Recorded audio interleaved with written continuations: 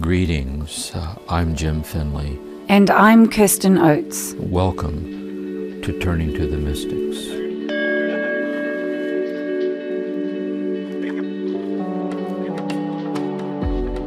Welcome everyone.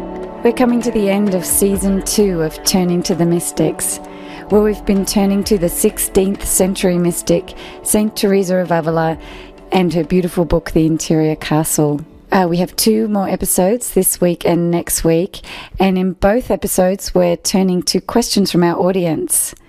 So we're so grateful for the questions, and I think you'll see they draw a lot of wisdom from Jim. So thank you for those people that sent them in. Let's get started. Welcome, Jim. Good to see you.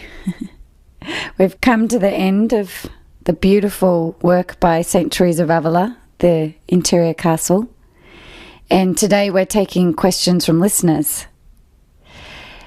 I wondered if you had you've read through a lot of the questions. Do you have any just initial overall reflections about what you've been seeing? Yes, I read them all. I thought they were very good in the sense that what she's saying here, she's really writing this as spiritual direction for guidance for those who are drawn to move toward these more contemplative ways of experiencing God's presence.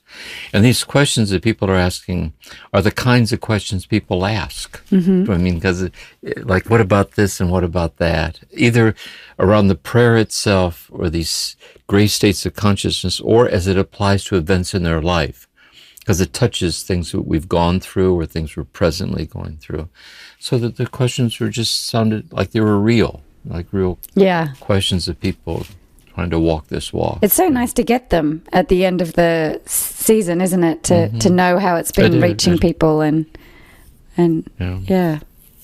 So the first question is from Lynn, and she says she's in the first dwelling of the Interior Castle, where it says, unless these souls strive to heal their profound misery, they will be turned into pillars of salt, just like Lot's wife was changed when she looked back.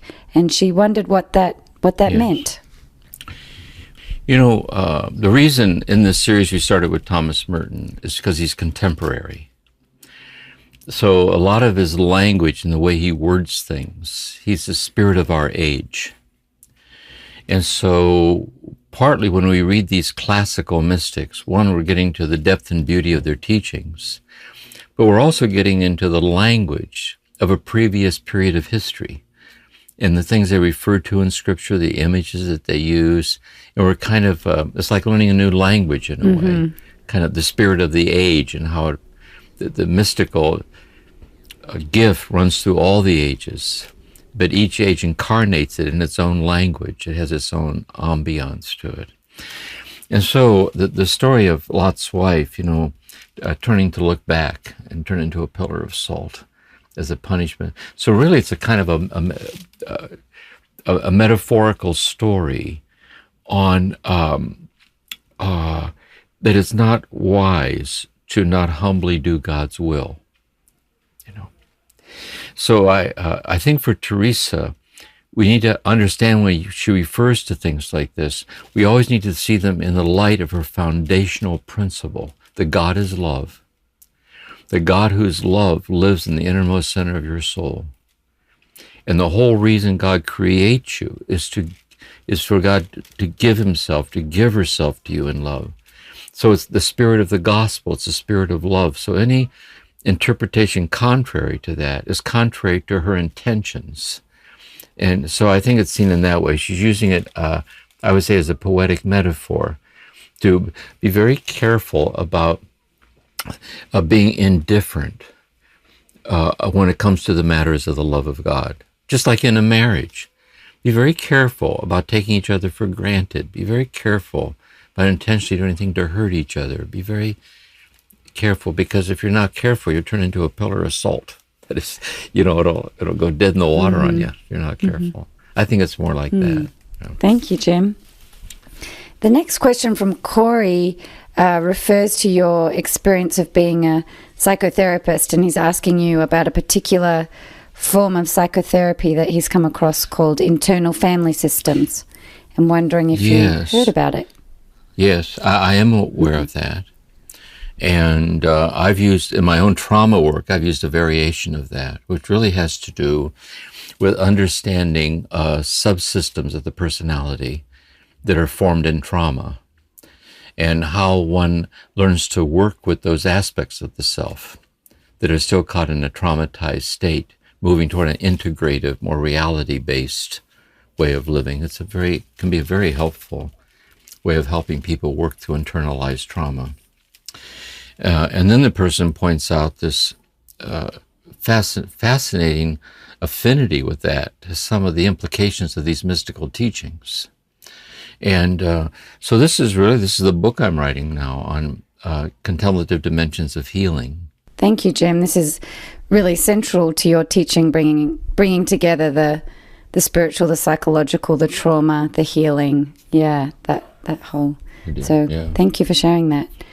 So, Jim, the next question is from AU from Indonesia. I hope I'm pronouncing your name correctly. So I'll just read her question. I often feel guilty whenever I don't do ministry outside of my family life. I'm a wife and mum with 2 sons, 12 and 6 years old. Recently, due to COVID and online learning, my husband asked me to stop working as a part-time teacher to simplify life and reduce stress. And so her question is, I know ministry has to be born out of the silence and spaciousness and not a tool to feed our ego, but how do I navigate these things?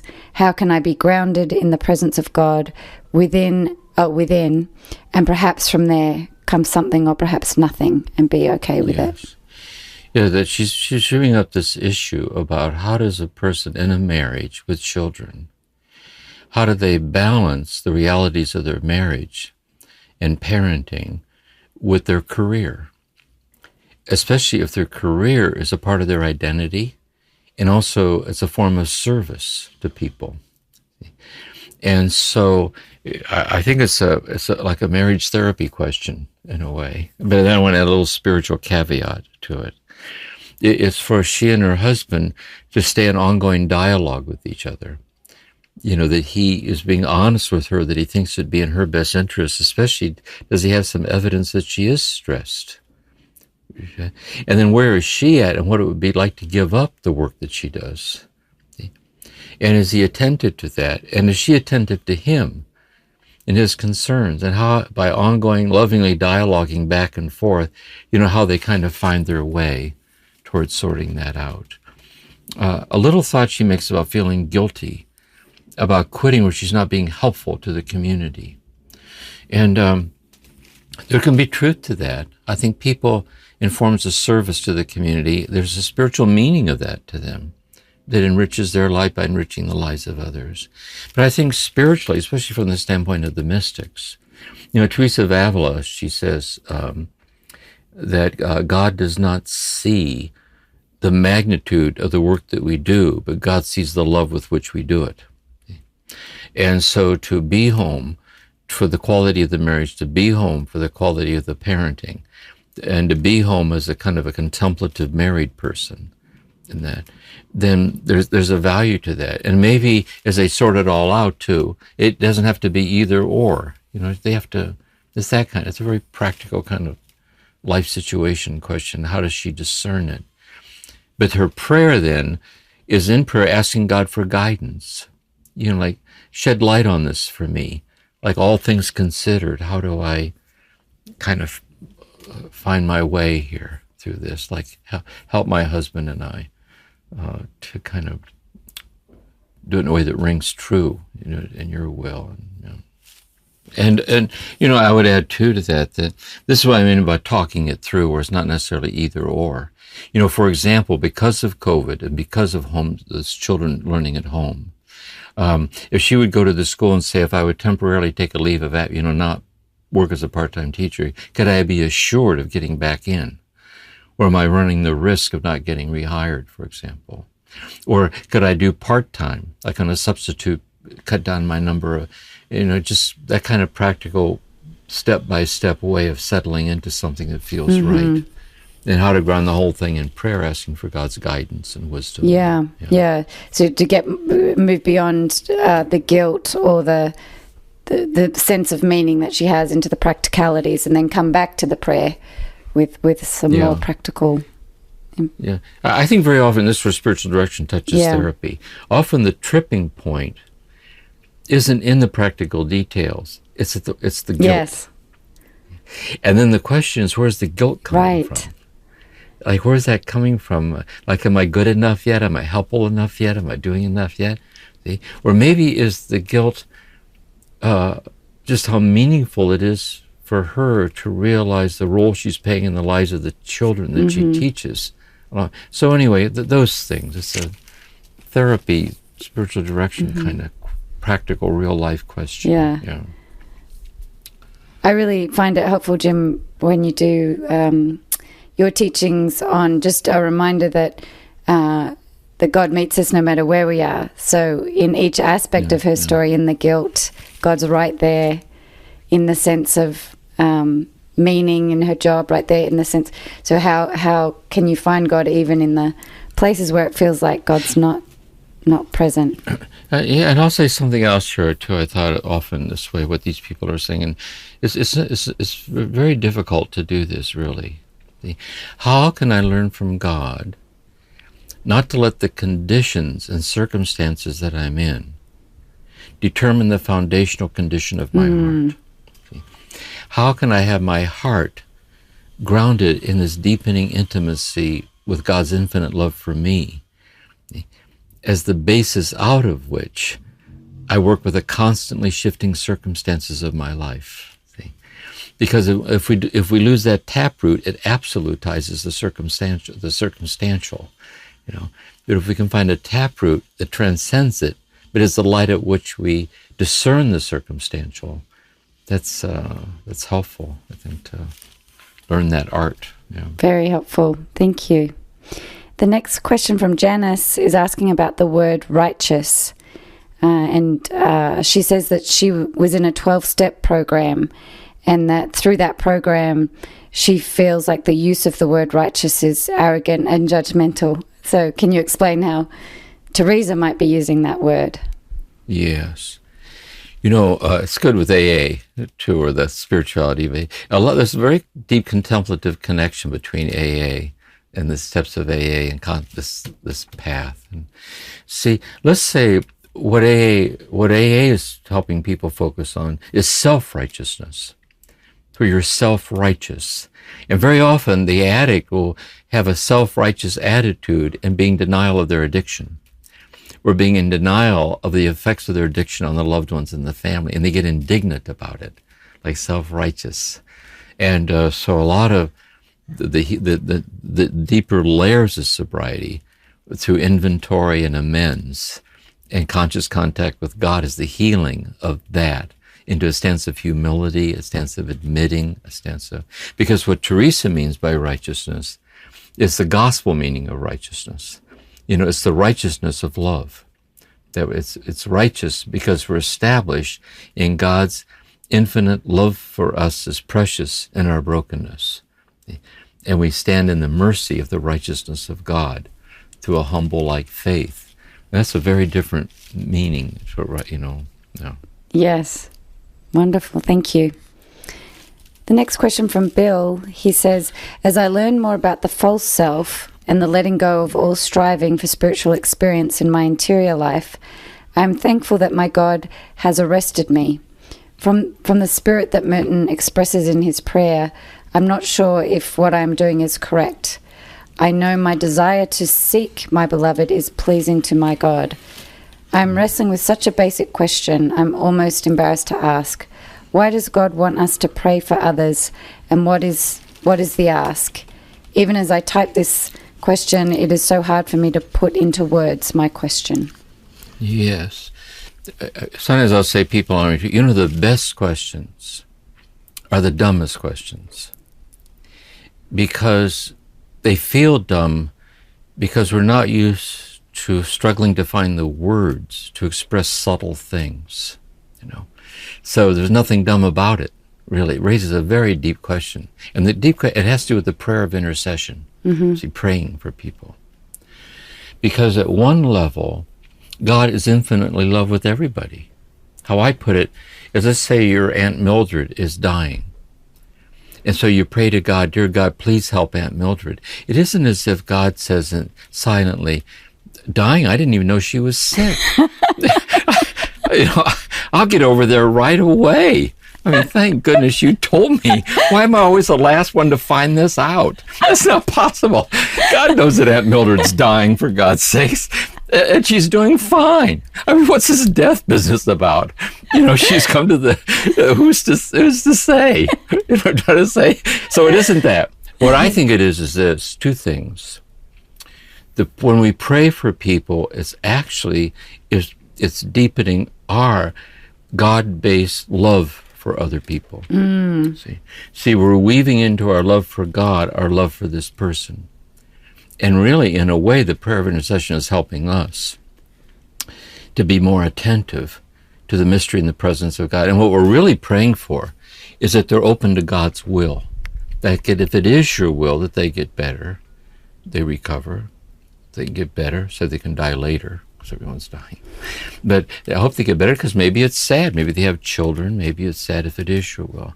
But what I'm really praying for is that whatever is done, that she be restored to health, but if not, that she accept your will, that her life is in your hands and her death is in your hands, like mine.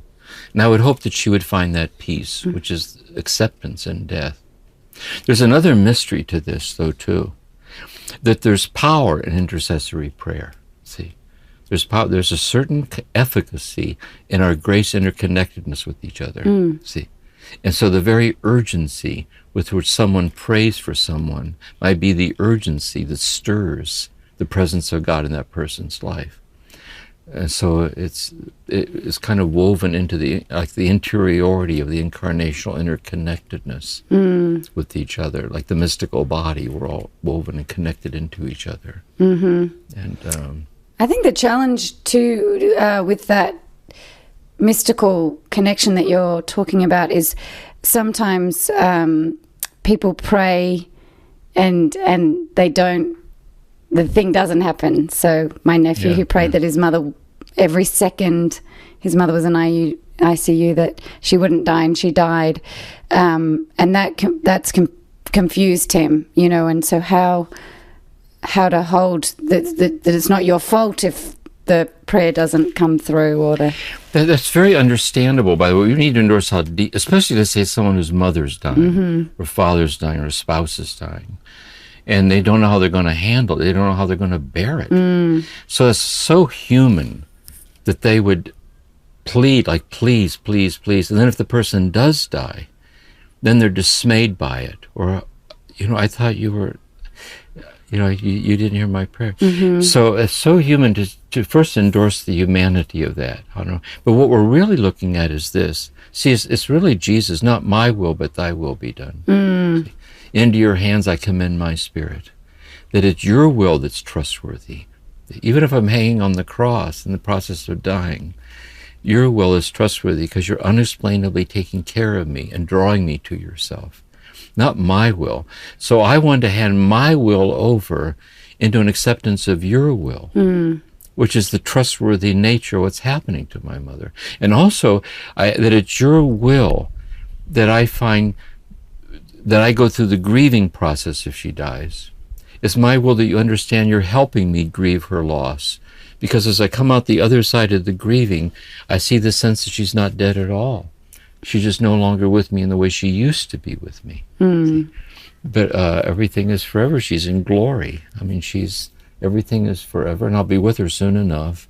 And so help me to learn from this loss, because the world's like this.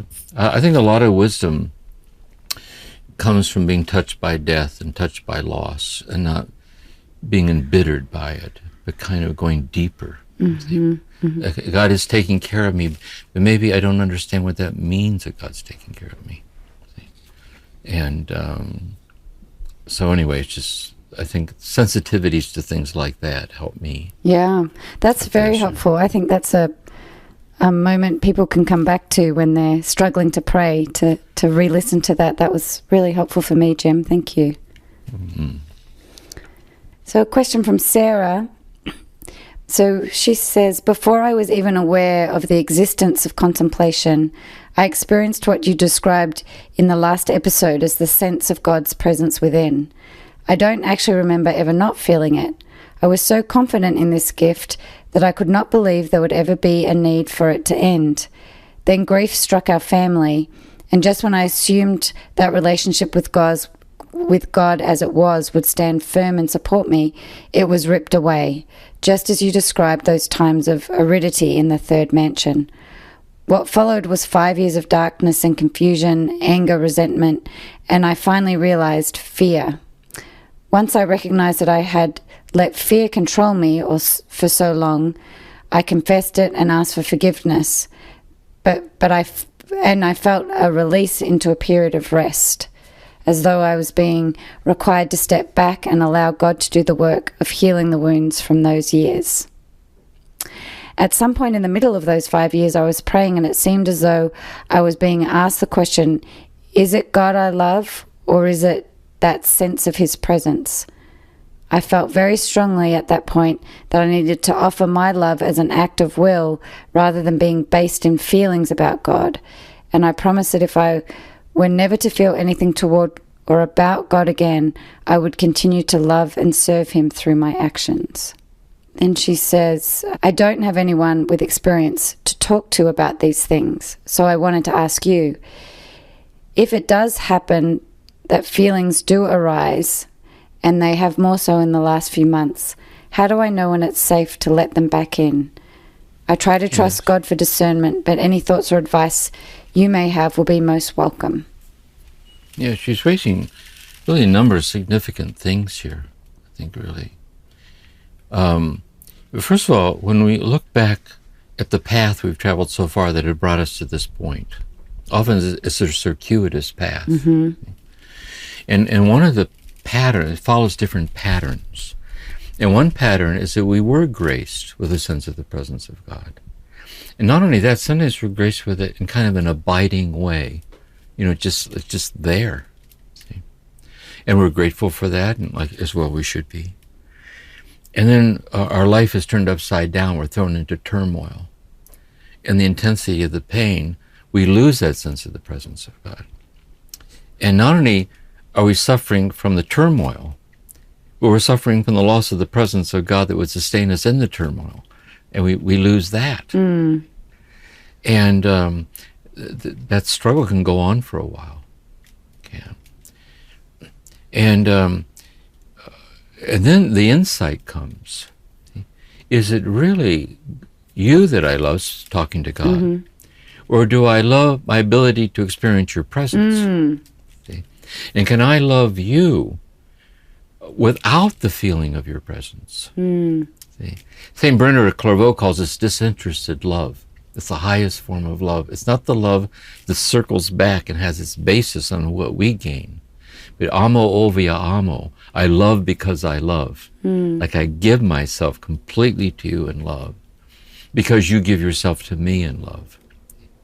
That insight is also related, if in January we look at John of the Cross on the dark night of the soul. At the core of St. John of the Cross's teachings is that God sees that we're attached to the ability to experience his presence, the consolation, the reassurance, which are really finite ways of experiencing infinite love.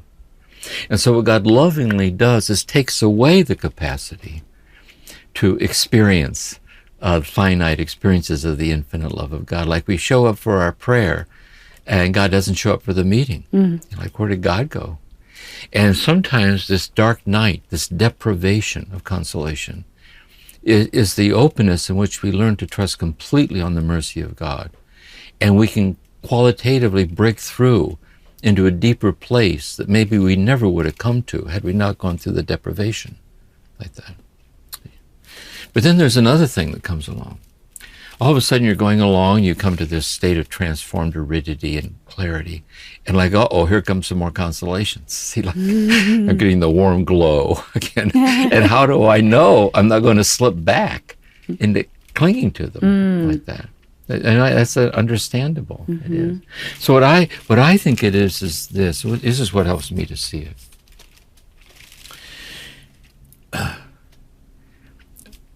Let's say in the return of the constellations, the insight would go like this. If the constellations are one way that you grace me with the experience of your presence in my life, but I've learned by experience that these experiences of your presence are infinitely less than your presence. But it doesn't mean that you're not incarnate and present in these experiences. See, therefore, I'm to let them wash through me. I'm to open myself to them, like have your way with me. Like this kind of cataphatic path of being kind of taken up into the love of God and so on. Because I've already learned my lesson. Because the moment I turn to cling to it is mine. I fall out of the richness of your presence that's in it. And in that kind of detached equal-mindedness, in the presence of constellations or the absence of constellations, I think then we're kind of established in the presence of God. That's my sense of it. Thank you, Jim. I'm sure that will help Sarah very much. That's a delicate teaching you're offering there. It is. Yes, it is. So Tina has a personal question about you.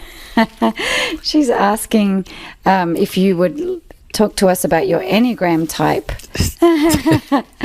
and your personal strengths and what resonates for you. Okay. Well, Kirsten, since you teach the Enneagram, some session, you could have a session with me and record it on you. You'd unpack my perceptions of myself on the Enneagram and kind of like refine my insights. My understanding, the one that means I most identify with, relate to, is a 4 on the Enneagram. It makes the most sense to me. And just the wisdom of the Enneagram. I was listening to Richard again recently, a talk he was giving on the Enneagram. He gave it a few years ago, and what a profound teaching it was. Just really a deep teaching. And on my personal strength, what would I say about my personal strengths? For me, I would say personally, is that my experience was the opposite of the previous person. Instead of a time of being in the presence of God, then I lost it. I started out at 3 years old, traumatized.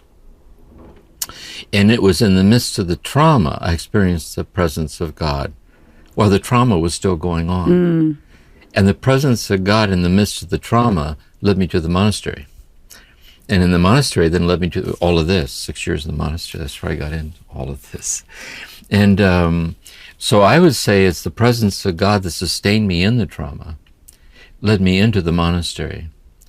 And then it wasn't until after I left the monastery that I could integrate the mystical experiences that were given to me in the monastery, that I could use them to bring them to bear on my unhealed trauma, on my dissociation and so on. It really led me to, and that's where I learned it myself and how I worked with people in therapy, that I could, even though the mystical union transcends the darkness of this world, it doesn't transcend it to deliver us dualistically from it, but to radicalize the way we're present to it, touching the hurting places with love in ourselves and in the world. And that integrative process of circling back around to bring the mystical dimensions to bear on the grieving work of trauma and integration has kind of be a way of expressing something on my path, I guess. Yeah. Beautiful. And remembering your watch, is that a strength? You know what? I lost it again. I keep losing my watch. Kirsten buying me watches. There's little glow watches. And I thought, oh no, not again. I lost my, and I don't leave the house either. I've searched high and low, honest to God, closets. I just can't, I don't understand it. Well, I do understand it. But it's my... Well, I'm glad I asked. I'm glad I asked. Right. You need a watch if we want you to be on time. Yeah. And I used Maureen's then, which meant a lot to me, because she had one, and then the battery ran dead on hers. Oh. So I keep it by her chair. And so I thought, well, I have to search my... Anyway, we got off into wristwatches. Anyway, all right. That's sweet, though. Maureen had you and Maureen had matching watches. Yeah. Okay, so this is a question from Sharon. I feel as if I have outgrown the nourishment I previously received from the liturgy, scripture, and other church offerings. I crave simplicity and honesty. It is both sad and freeing. How did the mystics continue to stay with organized religion so faithfully throughout their lives? Does this happen to others? Yes, it does happen. For me, it happened to me because when I was in the monastery, I was very Catholic, and there's kind of this Catholicism, this mystical contemplative, but it was liturgy and Eucharist, and that whole ethos was just part of my way I grew up and so on. So then when I was sexually abused at the monastery and left, I had kind of a breakdown. I left the church. I remember thinking, I don't see how God could buy into an outfit like this, really.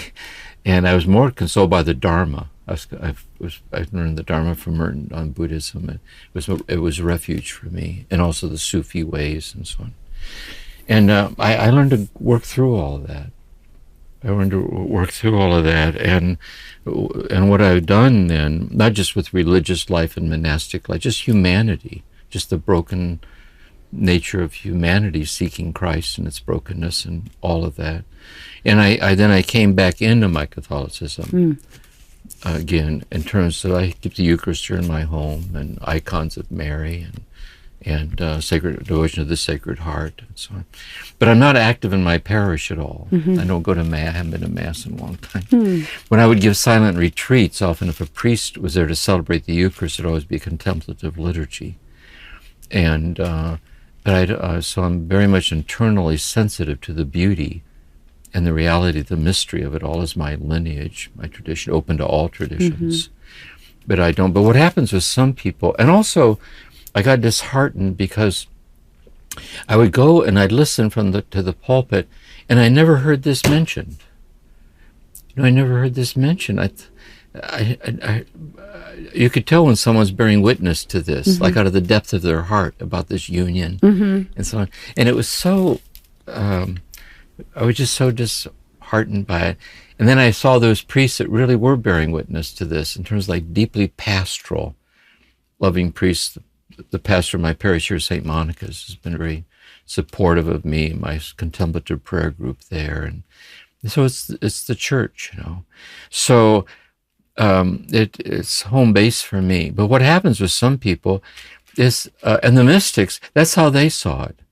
Teresa of Avila was living during the Inquisition.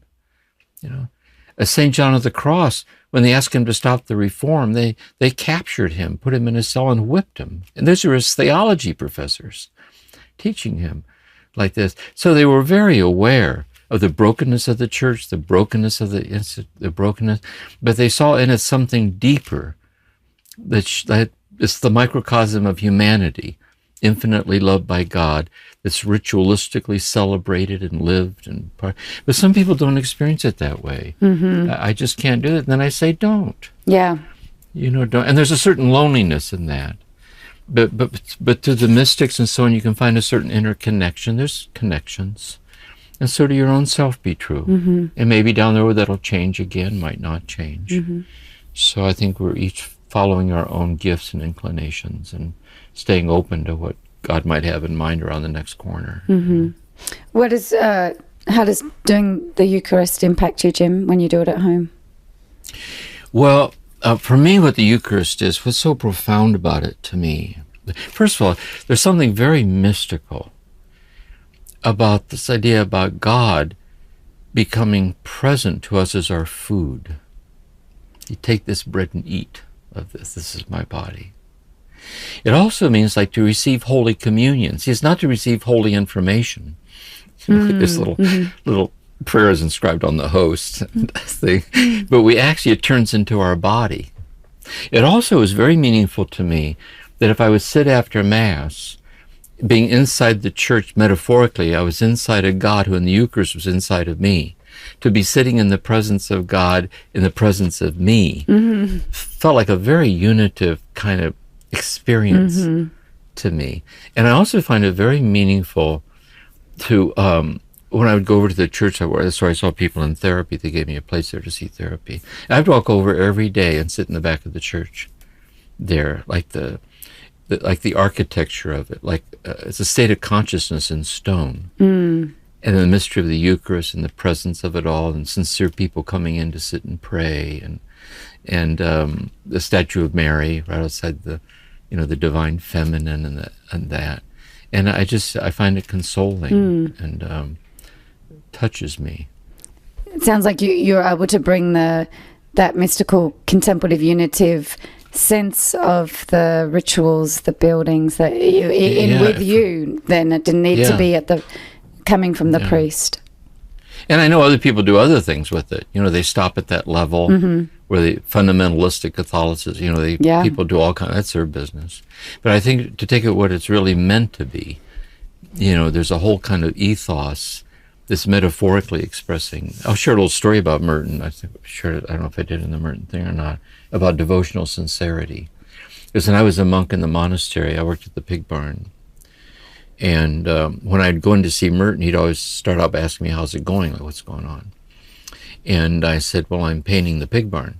I worked at the farrowing house where the sows have their litters. And he said, oh, what color? And I said, blue. And traditionally, blue's the color for Mary. Okay. And then he said to me, Thomas Merton said to me, in honor of our Blessed Mother. And I laughed. I said, no. It's the only color they had. I went, I said, I need 5 gallons of paint. Blue is the only thing they get. And he picked up that I laughed. He said, the problem is, he said, you're suspicious. You're not childlike enough to paint it blue in connection to the interconnected, mythic ethos of the symbolic touching of sensitivity, like the sincerity with which we bow or which we bless ourselves. When these things are done with devotional sincerity, there's a kind of liturgy of the body that expresses itself through these simple gestures and acts and so on. Yeah. Thank you for sharing that. Turning to the mystics will continue in a moment.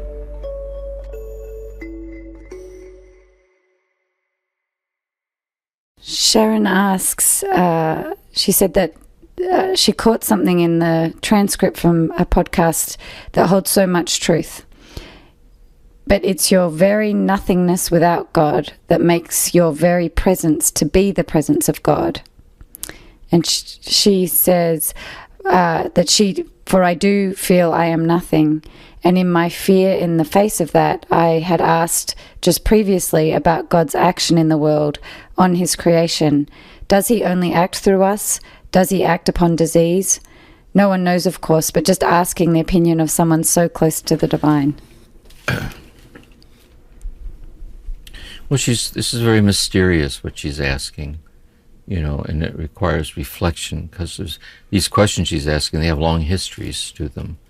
Like, how do we reflect on these things? But reflecting on them itself can be a way to pray. Like that, see? So let's say, we'll get to Eckhart too, we'll be talking a lot about this. Let's say, but poetically, we're saying that our faith teaches the creation, God's let there be light, let there be stones and trees and stars and so on. Let's say one way of looking at that is that the infinite presence of God is presencing itself and pouring itself out as the intimate immediacy of our very presence, the presence of others and the presence of all things, see, which is the divinity of the manifested order of all things. But this is not at all to say that we are God. To the contrary, it's to simultaneously affirm our absolute nothingness without God. For if God would cease loving us into this present moment at the count of 3, we'd vanish. because we're absolutely nothing apart from the presence of God presencing itself as our presence. And that's the paradox. See, it's my very nothingness without God that makes my very presence to be the presence. And to realize that, I think, is the mystical experience.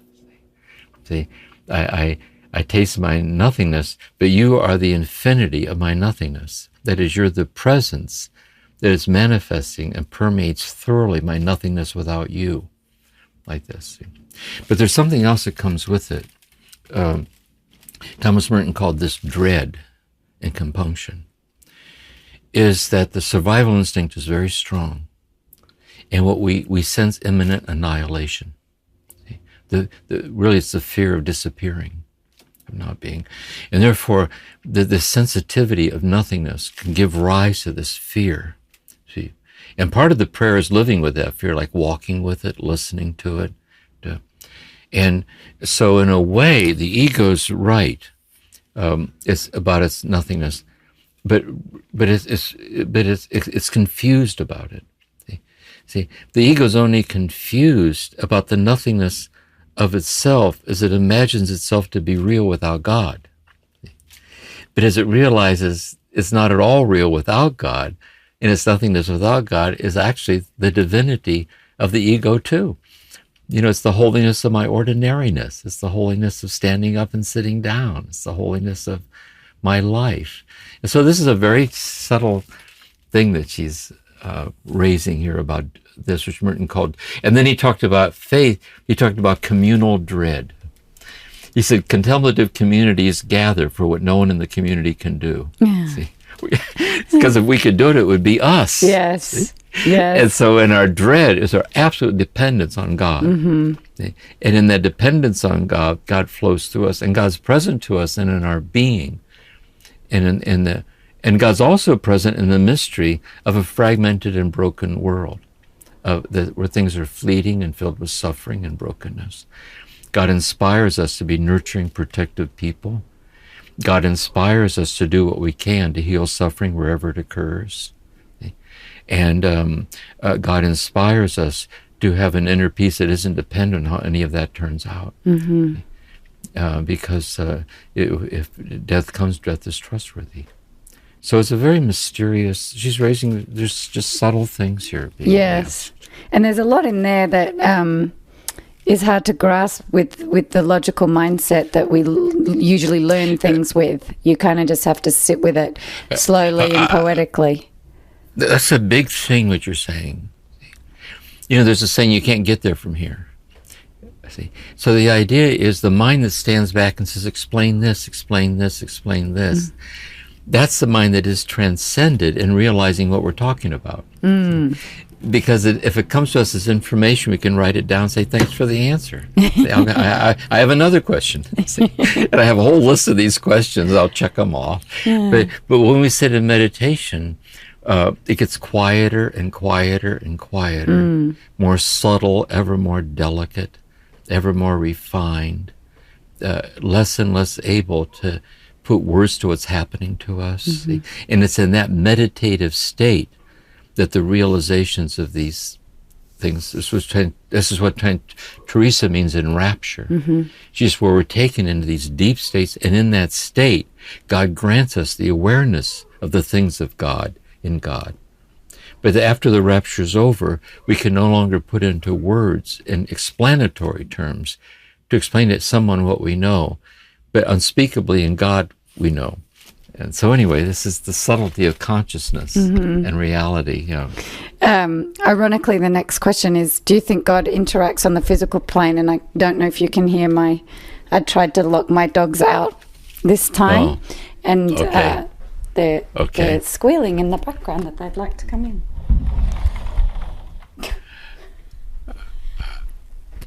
Are they coming in? Yeah, okay, good.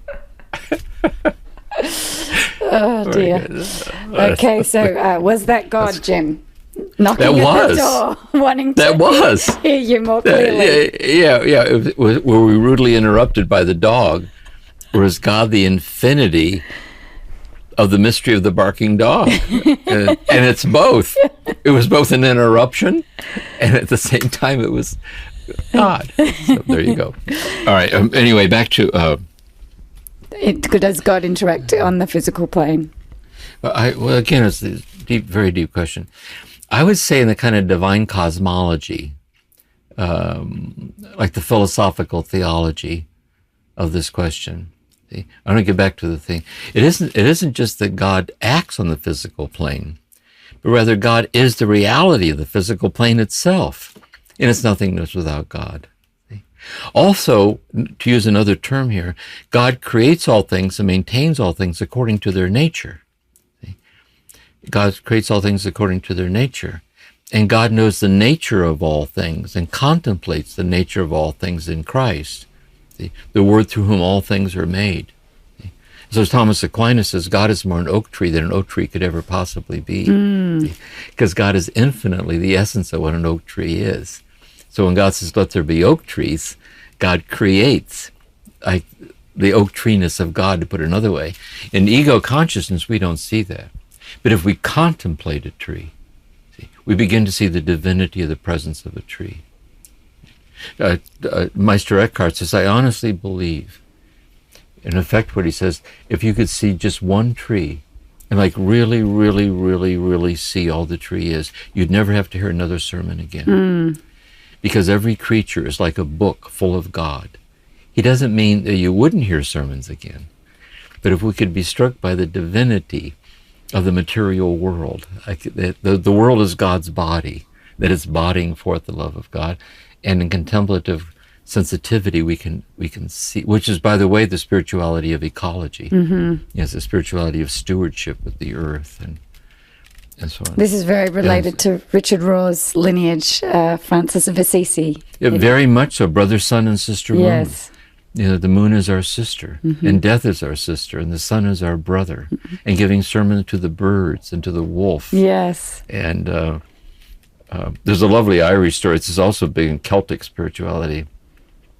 There was an Irish saint, mystic, I can't forget who it was right now, but it says he was sitting out in a field, and he was dying, and he was in a wheelchair or something. He had a blanket over him, out in this pasture near the monastery where he lived.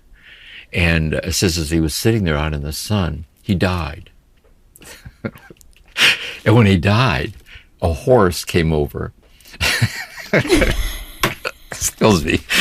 A horse came over and put his head in the saint's lap and wept. I love that. You know, that interconnected. And sometimes we feel that with animals too. A presence or a Cardinal Newman once said animals are more mysterious to us than angels, because angels are immaterial persons. See, but the consciousness of the animal. What is the divinity of animal consciousness? What is its holiness? We can sense its holiness, and it's mysterious. So anyway, I bet we have some horse lovers listening that would be able to tell many stories like that one you told. Yeah, beautiful. What tickles you so much about it, Jim? I love stories like that. I love these. It's like the Little Flowers of St. Francis. It's filled with these little stories. Yeah. So at one level, they're extremely childlike, but they childlike in a way that bypasses logic. Yeah. And the heart, in hearing it, causes joy. Yeah. Because it bears witness to something unexplainable, see, and precious, see. And there, in Merton's words, it helps us not to be suspicious, see, that everything is unexplainably holy in all directions. And it's the ability to be disarmed by the incomprehensible stature of simple things. And so these stories are like that to me. You know, I think they're source of joy, really. Yes, real joyful laughter, the joy of the presence of God in the... I love it.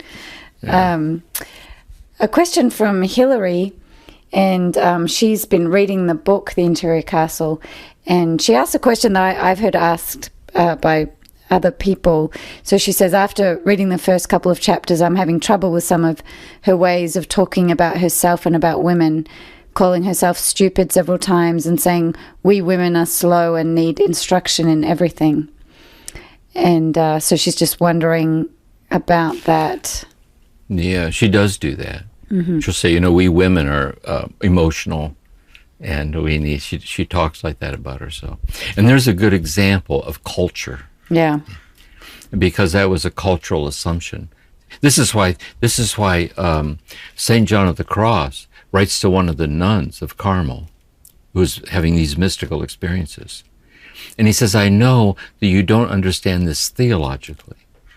And he did, because he was in seminary, he was a priest, and she didn't understand it because she wasn't allowed to study theology. And Teresa wasn't either.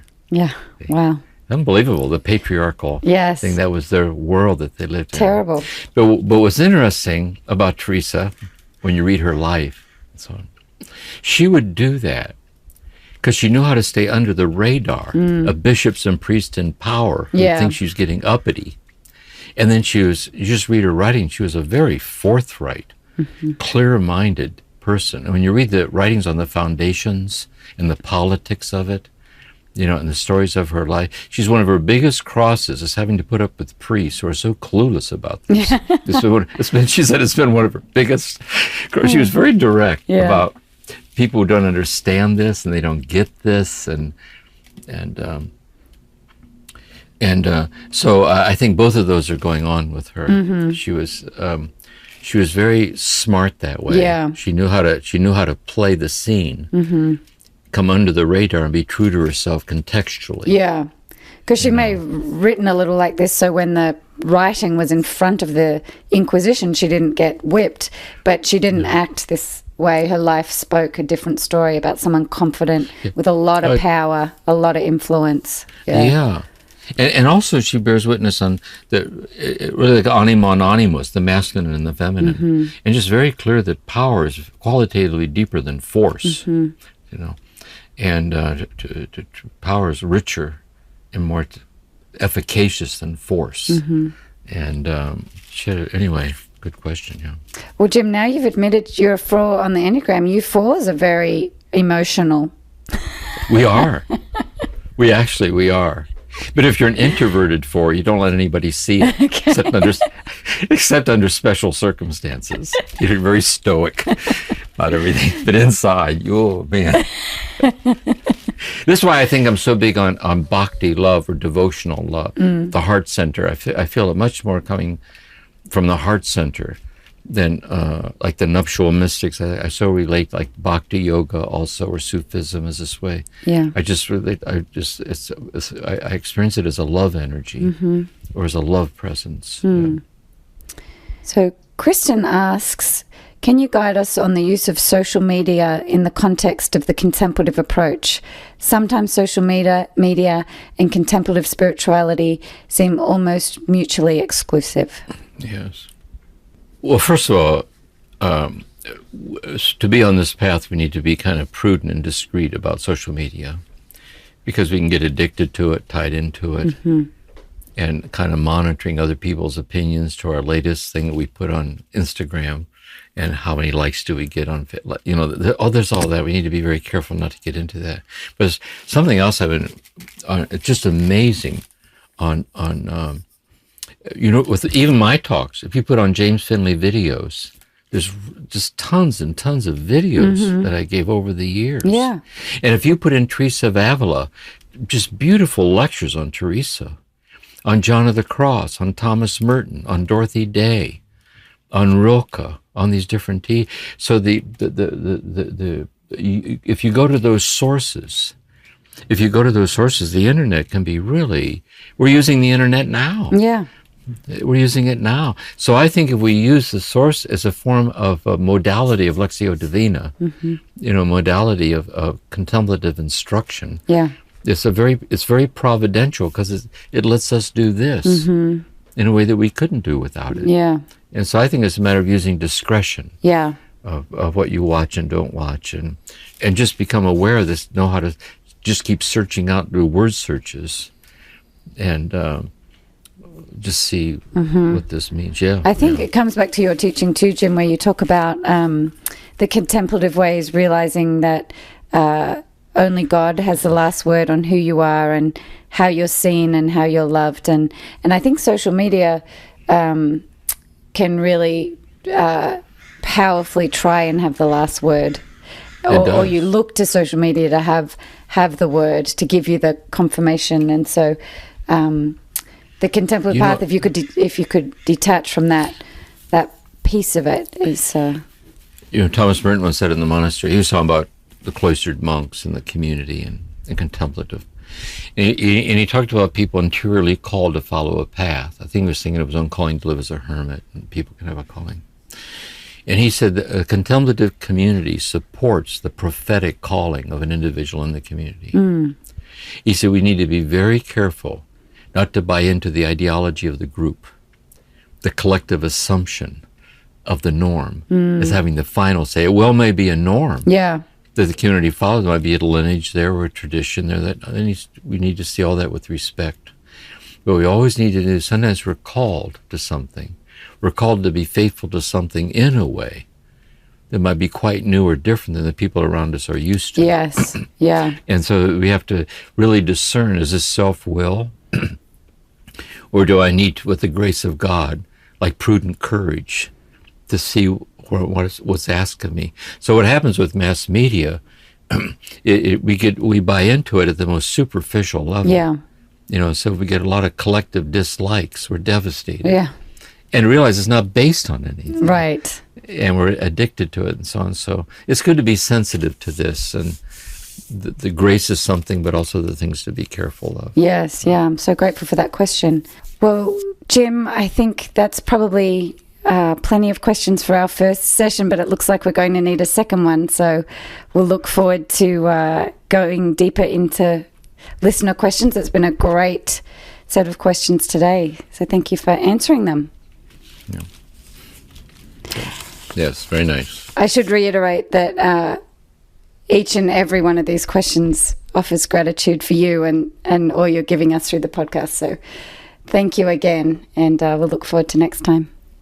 Thank you. I'm grateful I can do it. Blesses me too. So beautiful. And big shout out for Corey, who manages getting these questions put together so helpfully for us to go through. So thank you, Corey.